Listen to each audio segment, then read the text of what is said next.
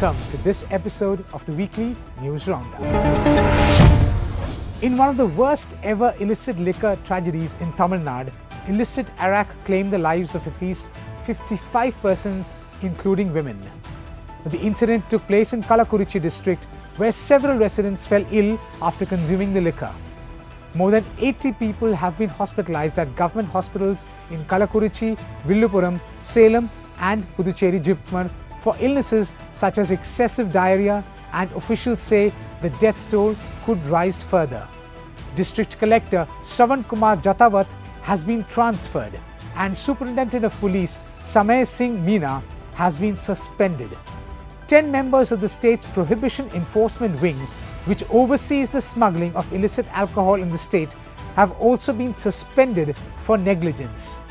A substantial police presence has been deployed in Kallakurichi to maintain order and assist with the investigations. They have also established a help desk for affected families. 3 accused in the Kallakurichi illicit liquor case were sent to 15 days of judicial custody and taken to Kudalur Central Prison. Kallakurichi police produced the accused before the district combined court. According to the police, the accused have been identified as Govindaraj, Damodaran and Vijaya. The accused have been taken to Kudalur Central Prison from Kallakurichi Combined District Court. An inquiry commission has also been set up to investigate the incident. We bring you this report. Dozens of people die in India each year after drinking bootleg alcohol from backstreet distilleries. Bootleggers often add methanol, a highly toxic form of alcohol, sometimes used as an antifreeze, to their mixture to increase its strength. If ingested in even small quantities, methanol can cause blindness, liver damage, and death. In Kallakurichi, the accused allegedly sold the concoction in packets through a local vendor. Those who consumed the alcohol experienced symptoms like dizziness, headaches, vomiting, nausea, stomach pain and eye irritation and were taken to the hospital. The Tamil Nadu Chief Minister M.K. Stalin on Friday announced relief measures to the kith and kin who lost either one or both of their parents in the tragedy that happened on Wednesday. The following relief will be provided in addition to the relief fund of rupees 10 lakh already announced for the rehabilitation of the affected children and their future welfare, he said in his reply to the calling attention motion in the Tamil Nadu Legislative Assembly. M.K. Stalin said that in case of loss of both or one parent, the state government will bear all the expenses, including tuition fees and hostel fees up to graduation. A monthly maintenance of rupees 5,000 will be given to each child who has lost both his parents and is orphaned until the age of 18. An amount of rupees 5 lakh each will be deposited in a fixed deposit from the Chief Minister's Public Relief Fund as an immediate relief to the children who have lost both parents. But opposition parties have criticized the government for failing to curb toxic alcohol in the state. K. Annamalai, the state chief of the Bharatiya Janata Party, said the deaths caused by illicit liquor in the past 2 years under the DMK Dravida Munnetra Kazhagam regime have decelerated Tamil Nadu by 4 decades, taking us back to the 1980s. He demanded that the minister in charge of overseeing the sale of alcohol should resign immediately. A High Court bench questioned the state government's failure to prevent the tragedy despite prior warnings and similar incidents in neighboring districts last year. The bench highlighted reports from local newspapers that had warned about the availability of spurious liquor in the area weeks before the incident. The court has asked the state government to explain the lapses in preventive measures and detail the actions taken post-incident. Despite public outcry and calls for stricter enforcement, similar tragedies continue to occur, highlighting the ongoing challenge of curbing illicit liquor sales. From Tamil Nadu, we move to Taiwan. Tens of thousands of supporters of Taiwan's ruling DPP party gathered outside Parliament after it pushed ahead with a hugely controversial Contempt of Parliament bill. The opposition Kuomintang party, the KMT party, says the new law is badly needed to redress the power imbalance between the legislature and Taiwan's very powerful presidency. but the ruling Democratic Progressive Party says it's an unconstitutional power grab aimed at taking revenge on the DPP government led by President William Lai Ching-te. The bill will give Taiwan's parliament more power to interrogate and investigate the executive. It also introduces a contempt of legislature clause which can impose fines and even a prison term of up to 1 year for officials who disrespect parliament. When the bill was first introduced in May, huge protests erupted on the streets of Taipei as tens of thousands surrounded parliament for days. But there was a lull when it went to Mr. Lai's office for approval. Mr. Lai returned the bill to Parliament for review and it passed again, this time fairly quickly with the support of a fragile coalition of the KMT, the smaller Taiwan People's Party, the TPP, and independents. But the DPP has been calling for its supporters to turn up, even if it's only a symbolic show of their opposition to the bill. The KMT staged a counter-protest, but the numbers in their hundreds were much lower than those the DPP drew last month. The protests, however, have come to reflect a deep political rift in Taiwan between supporters of the DPP and the KMT. We bring you this report. For decades, KMT, the party of the Chinese nationalists, rules Taiwan with an iron fist, brutally suppressing all calls for democracy or independence. Many of the older DPP leaders were jailed for being radicals. Now the two parties vie for power through the ballot box. But the old suspicions are now fueling gridlock in parliament. It's only 1 month since President Lai was inaugurated, but already the lack of majority in a divided parliament means his prospects of getting anything substantial done during his first term are looking bleak. On the streets outside the legislature, there is a genuine concern about what's going on inside. The thousands of DPP supporters appear to believe the contempt of Parliament bill is an attempted legislative coup d'etat. The people who have been surrounding Parliament are from a cross-section of Taiwan society, young and old, students, professionals, blue-collar workers. They sit patiently on rows of plastic stools. On a makeshift stage, a steady procession of activists take the microphone to decry what's going on inside the chamber. They are unified by two things: a strong sense of Taiwanese identity and a deep distrust of the motives of the opposition KMT. There is a broadly held belief among those opposing the bill that the KMT leadership is now firmly in the pocket of Beijing. Asked for evidence, protesters and activists alike point to the frequent visits senior KMT politicians make to China. Prime among them is Taiwan's aging former KMT president Ma Ying-jeou. In April, he was warmly welcomed to Beijing by President Xi Jinping himself, who has steadfastly refused any dialogue with Mr. Lai or his predecessor Tsai Ing-wen. One well-known DPP politician describes ex-President Ma as Beijing's most important political asset in Taiwan. All of this is useful grist to the rumor and innuendo mill, but it is not evidence of collusion between senior KMT leaders and Beijing. But when the KMT controlled the presidency and legislature between 2008 and 2016, it resisted opposition demands to pass a very similar law. The DPP, then on the other side of the aisle, was pushing for it. The KMT has also suggested it might begin investigating DPP leaders once the bill becomes law. The DPP has denied all allegations of wrongdoing, and its supporters say these accusations are baseless. Now they fear this bill could be used to unleash a string of investigations to cripple Mr. Lai's administration. Taiwan passed a controversial reform package pushed by the opposition despite days of street protests against the laws, which will give lawmakers more oversight over the government.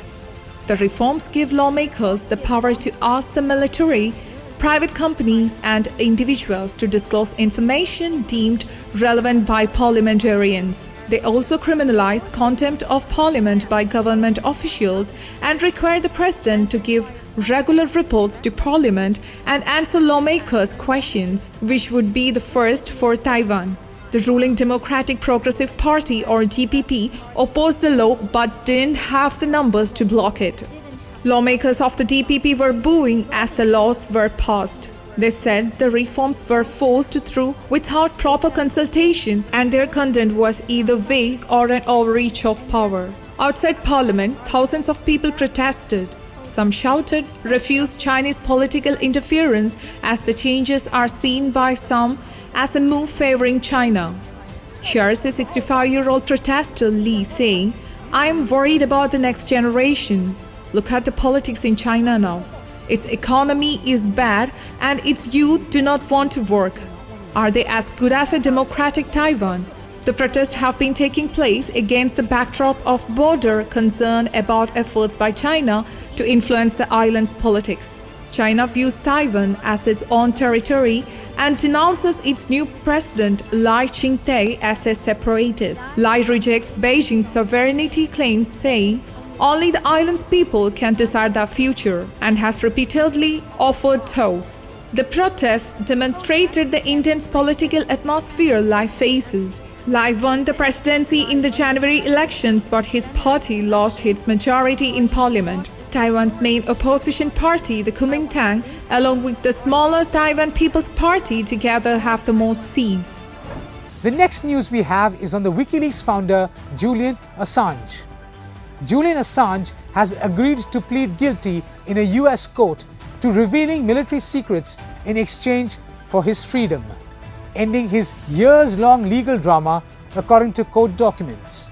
Assange, who had been in custody in Britain, will plead guilty to a single count of conspiracy to obtain and disseminate national defense information, according to the document filed in court in the Northern Mariana Islands, a US territory in the Pacific. WikiLeaks reported that Julian Assange is free and had left the country. He appeared on Wednesday morning local time in the US territory. Assange is expected to be sentenced to 62 months in prison with credit for the 5 years he has served in prison in Britain. This means that he could return to his native Australia. Stella Assange, Julian Assange's wife, had released a video statement on her husband's release. She had released the video in anticipation of his release on the 19th of June. It's Wednesday, the 19th of June, and it's exactly 12 years today since Julian went into the embassy of Ecuador, which granted him political asylum, protection from persecution, from torture, from a life imprisonment. And 12 years on, I'm visiting Julian in a high security prison. But this period of our lives, I'm confident now, has come to an end. And I think that by this time next week, Julian will be free. Julian Assange, who is now 52 years old, was wanted by Washington for publishing hundreds of thousands of secret US documents from 2010 as head of the whistleblowing website WikiLeaks. During his ordeal, Assange became a hero to free speech campaigners around the world and a villain to those who thought he endangered US national security and intelligence sources by revealing secrets. We bring you this report. US authorities wanted to put Assange on trial for divulging US military secrets about the wars in Iraq and Afghanistan. This plea bargain agreement will presumably end Assange's nearly 14-year legal drama. Assange was indicted by a US federal grand jury in 2019 on 18 counts stemming from WikiLeaks' publication of a trove of national security documents. Announcement of the deal came 2 weeks before Assange was scheduled to appear in court in Britain to appeal against a ruling approving his extradition to the United States. Assange has been detained in the high-security Belmarsh prison in London since April 2019. He was arrested after spending 7 years holed up in Ecuador's London embassy to avoid extradition to Sweden, where he faced accusations of sexual assault that were eventually dropped. The material he released included videos showing civilians being killed by fire from a US helicopter gunship in Iraq in 2007. The victims included 2 Reuters journalists. The United States has accused Assange under the 1917 Espionage Act. Supporters have warned this means he could be sentenced to 175 years in prison. The British government approved his extradition in June 2022. President Joe Biden had been under growing pressure to drop the long-running case against Assange. In February, the government of Australia made an official request to this effect, and Biden said he would consider it, raising hopes among Assange supporters that his ordeal might end. In latest news coming in, on Wednesday, Julian Assange was freed by a court on the US Pacific Island territory of Saipan after pleading guilty to violating US espionage law, in a deal that saw him return home to Australia. During the 3-hour hearing, Assange pled guilty to one criminal count of conspiring to obtain and disclose classified US national defense documents, but said he had believed the Constitution's First Amendment, which protects free speech, shielded his activities. Working as a journalist, I encouraged my source to provide information that was said to be classified in order to publish that information, he told the court. The judge accepted his guilty plea and released him due to time already served in a British jail. Here we see him getting off the plane in Canberra, stepping onto Australian soil, finally a free man. We now move to Italy and a province called Latina, which is around 1.5 hours away from Rome, and the story of how Satnam Singh, a poor farm labourer from Punjab's Chandnava village, died on June 19th while working on a farm there. Satnam Singh's death has unveiled the misery of many Punjabi farm workers who moved to Italy's Latina province in search of work in huge farms but end up underpaid, overworked, injured, or as in Satnam's case, killed. The horrific accident involving 31-year-old Satnam Singh, a Punjab-origin farm worker in Italy's Latina province, and the cold-hearted response of the farm owner, who instead of saving his life, left him to die all alone, has sparked a wave of protests by migrants in Italy. While Italian Prime Minister Giorgia Meloni has ordered an inquiry into Satnam's death, the prosecutor's office at Latina has opened an investigation with the municipality as a civil party. Seeking justice, trade unions, migrant workers, and a large number of Italian citizens on Saturday, the 22nd of June, held a big protest in Latina. The unions have again given a call for another protest to decide a future course of action. We bring you this report. The accident, which shook Italy and sent shockwaves back home in Punjab, took place on June 17th when Satnam Singh was driving a plastic wrapping machine on the Borgo Santa Maria farm in Latina. The farm is owned by Italian national Antonello Lovato, who is facing an inquiry in this case. When Satnam was driving the machine, he got pulled into its giant cutting wheel and lost an arm. The accident also led to the crushing of his legs and left multiple injuries on his body.